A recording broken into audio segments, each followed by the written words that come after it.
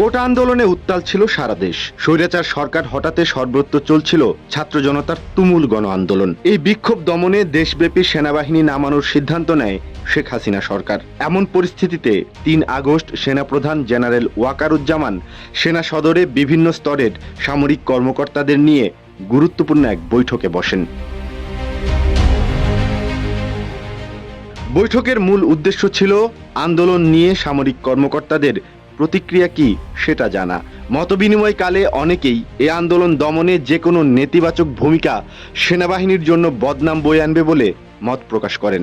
তরুণ সেনা কর্মকর্তারা সাধারণ জনগণের ওপর গুলি না করার পক্ষে কথা বলেন। তাদের এই মতকে সমর্থন করেন স্বয়ং সেনাপ্রধান। যমুনা রেফ্রিজারেটর, খাবার ফ্রেশ তো লাইফ জম্পেশ। সামরিক কর্মকর্তাদের প্রতিক্রিয়া ও মনোভাব থেকেই তিনি সিদ্ধান্ত নেন যে কোনো উস্কানিতেও সেনাবাহিনী আন্দোলনকারীদের ওপর গুলি বর্ষণ করবে না। শুধু তাই নয়, শিক্ষার্থীদের মিছিলকে সেনা সদস্যরা কোনো ধরনের প্রতিহত কিংবা বাধা দেবে না। বৈঠকের এমন সিদ্ধান্তের কথা ছড়িয়ে পড়লে ঘুরে যেতে থাকে আন্দোলনের মোড়। দলে দলে মানুষ নামতে থাকে রাজপথে। কেননা সবাই বুঝে গিয়েছিল মিছিল চলাকালে সেনা সদস্যরা বাধা না দিয়ে বরং সরে গিয়ে জায়গা করে দেবে। ৩ আগস্টের সেই বৈঠকে সেনাপ্রধান জেনারেল ওয়াকারুজ্জামান প্রায় আধা ঘন্টার একটি উদ্বোধনী বক্তব্য দেন, যেখানে তিনি বলেন, সংকট মোকাবেলায় আমাদের সরকার নিয়োগ করলে সেই আদেশ মানতে আমরা বাধ্য। এ সময় তিনি কর্মকর্তাদের ধৈর্য ধারণের কথা বলেন, আমাদের দেশে 1970 সালের পর এমন গণবিক্ষোভ আর কখনো হয়নি, তাই এটি একটি ব্যতিক্রম ঘটনা।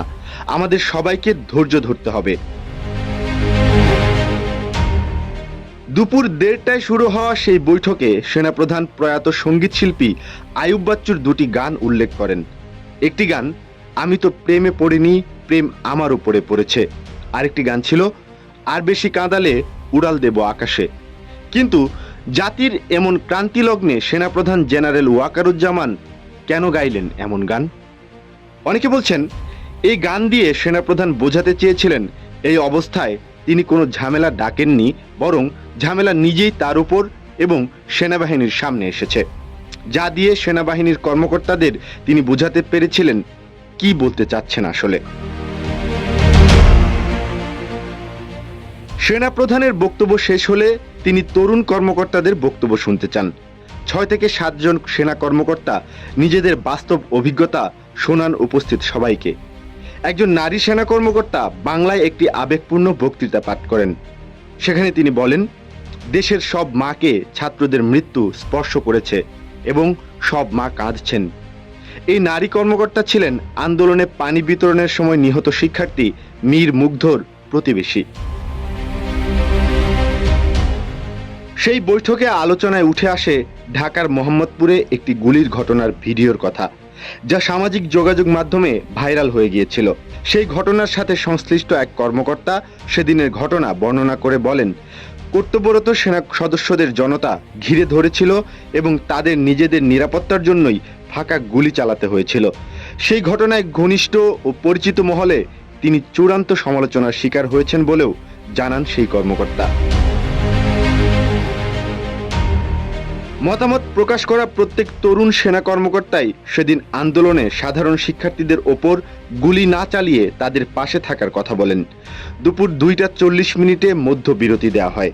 ধারণা করা হয়েছিল বিরতির পর হয়তো আরও কর্মকর্তারা কথা বলবেন, কিন্তু বিরতি থেকে ফিরেই সেনাপ্রধান আন্দোলনে কোনো গুলি না চালানোর সিদ্ধান্তের কথা জানিয়ে দেন। এরপর দিন 4 আগস্ট ঘটে আরও একটি গুরুত্বপূর্ণ ঘটনা।